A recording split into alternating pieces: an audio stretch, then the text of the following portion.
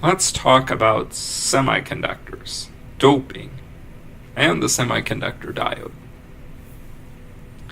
In front of you, you're looking at the periodic table of the elements. Column 14, carbon, silicon, germanium.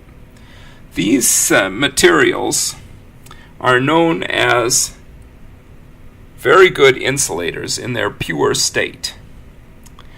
They each have 4 outer valence electrons available for bonding, and when you put them in a crystal along with other atoms of the same type, they bond very tightly, and there are essentially no electrons free for conduction in that material.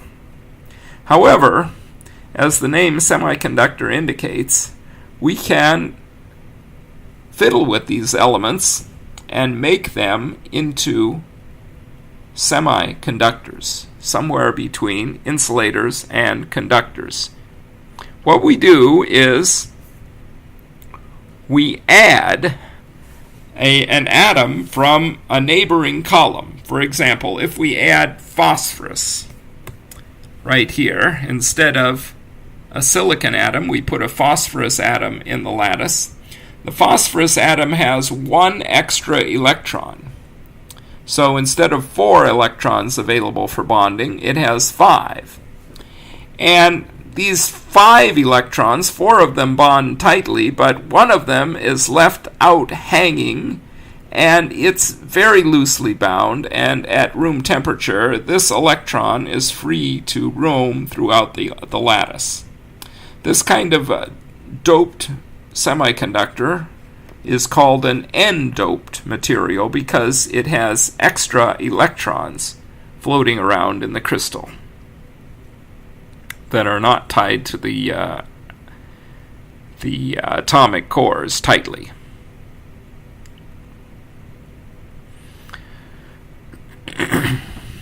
Now, it's also possible to dope a semiconductor with an atom just to the left of carbon, silicon, germanium, such as boron, aluminum, gallium, or indium.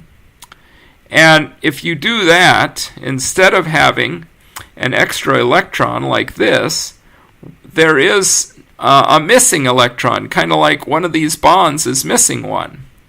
And an electron from a neighboring atom can jump over to this missing one with very little energy. And that is in effect like the missing electron went over here to between these 2 silicon atoms.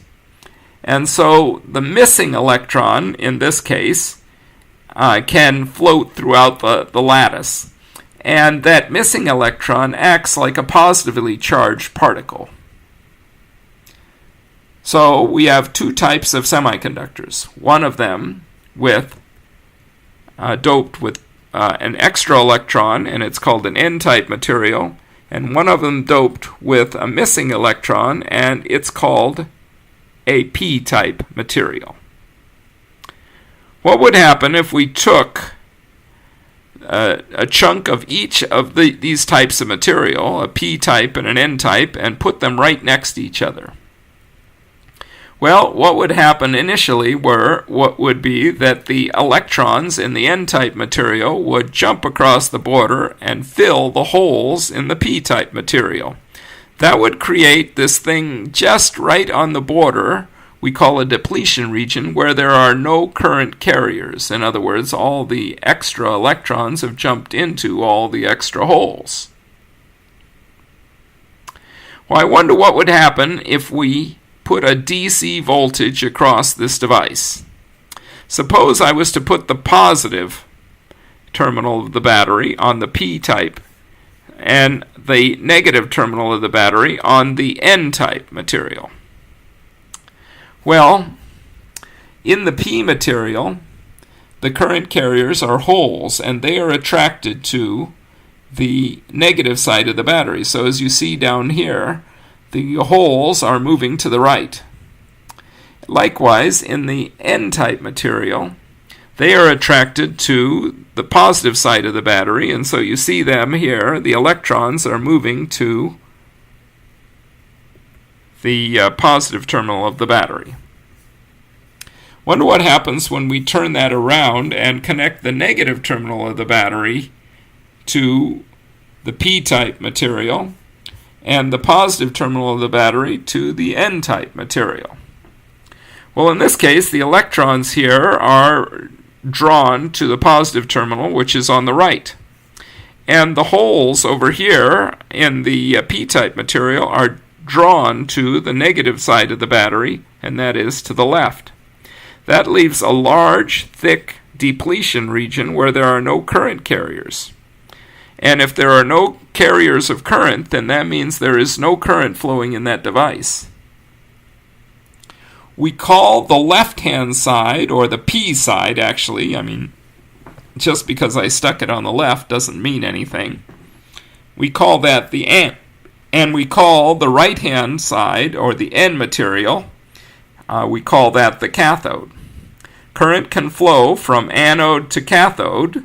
So if the anode is higher potential than the cathode, current will flow. But it will not flow if the cathode is higher potential than the anode. This schematic symbol right here shows us that current can flow to the right because of the arrow pointing to the right, and it shows us that current cannot flow from the to the left by the block here, the bar. The cathode is denoted by a bar on physical devices. So you see two right here where you can see the bar on them. So when you're looking at your actual diode, they will mark the cathode with a bar. Here is a picture of a diode, and you can see the bar marking the cathode on the right. And it's a glassine diode, so if you look closely in the middle, you can see the semiconductor PN junction. So what does the IV characteristic of this diode look like? Well, here we have the schematic of the diode. VD is labeled with a positive on the anode side and the negative on the cathode side. ID is going from the anode to the cathode. So we would expect if VD was positive, ID would be conducting really well. You see down here on the graph showing an experimental result that indeed when VD is greater than 0 over here in the green region, the current is going up very quickly and is positive. In the blue region here, we see what happens when you connect the VD such that VD is negative. When VD is negative, very little current flows. This value of current that's flowing is actually negative current, and it's known as the reverse saturation current.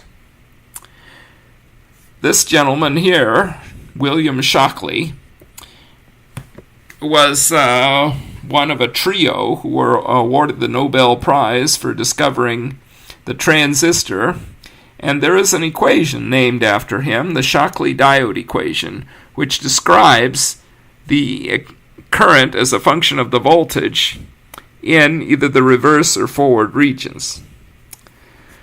The equation is I sub D equals I sub S, the saturation current, times this quantity in parentheses, E to the Q V sub D over NKT, and then minus 1. Q is the charge on an electron.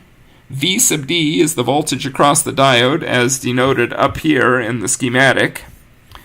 N, well, I'll talk about N in a minute. K is Boltzmann's constant. T is temperature in Kelvin. Now, you're all wondering about N. N is a fudge factor. So in this pink region over here, the diode is conducting again in the reverse direction big time. And what's happening in this region here is known as either avalanche or Zener breakdown. What happens is we put so high a voltage, a negative voltage VD here, that it's actually ripping the electrons right out of their stable bonds here, as that you can see. The bonds that were stable are now, the electrons are being ripped right out of them, and conduction is occurring.